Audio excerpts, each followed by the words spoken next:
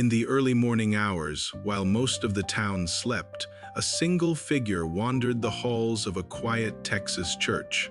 They wore tactical gear, they moved slowly, they appeared calm, almost rehearsed. Minutes later, a mother of 3 would be dead, and years later, the person caught on camera would still be walking free. You're watching True Crimes AI. Terry Missy Bevers was 45 years old, a wife, a mother of 3, and a beloved fitness instructor in Midlothian, Texas.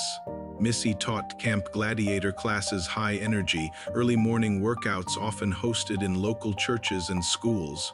Her clients described her as motivating, dependable, and relentlessly positive. She always showed up early, she followed a strict routine, and she was trusted by everyone who knew her. There was absolutely nothing publicly known about Missy's life that suggested she was in any kind of danger. On the night of April 17, 2016, Missy posted a light-hearted video to her Facebook page. It was raining heavily outside, and she joked about how no one had an excuse to skip class the next morning because of the weather. She smiled. She laughed. She promised her class that the workout would go on, rain or shine. It would be the last video she ever posted. At the time, her husband, Brandon Bevers, was out of state on a fishing trip in Mississippi. Missy was home alone that night, but nothing appeared out of the ordinary. Everything seemed perfectly normal at approximately 4:20 in the morning on April 18, 2016. Missy arrived at the Creekside Church of Christ to set up for her 5 a.m. class. She unlocked the building and walked inside, ready to prepare for her students. What Missy didn't know was that she wasn't alone. Church security cameras had already been recording inside the building. For nearly 30 minutes before Missy even arrived, the footage shows a single person wandering through the church. They were dressed from head to toe in what looked like tactical-style gear: a helmet, gloves, boots, and a vest clearly labeled with the word police. But investigators quickly confirmed this was not a real police officer. The suspect walked through the halls calmly, opening doors, breaking glass, and damaging property, but they weren't hurried or frantic.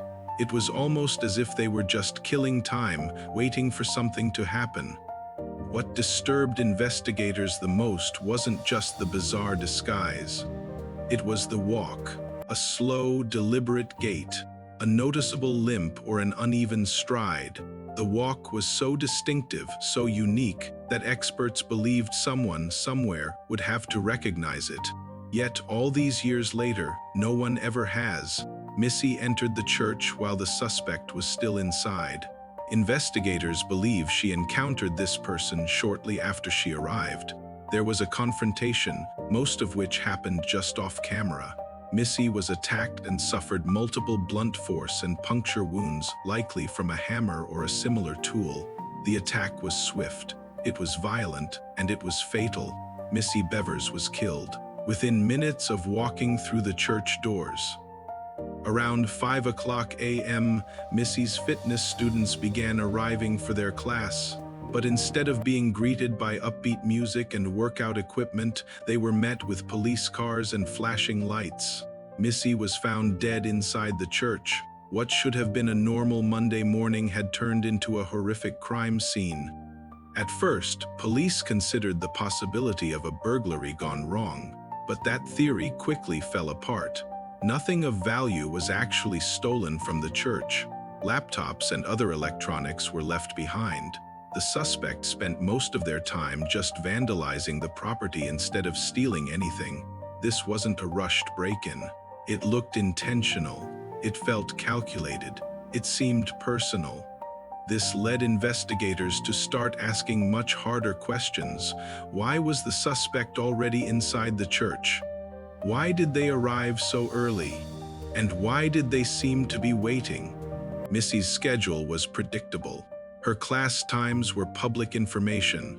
Her routine was consistent and well-known.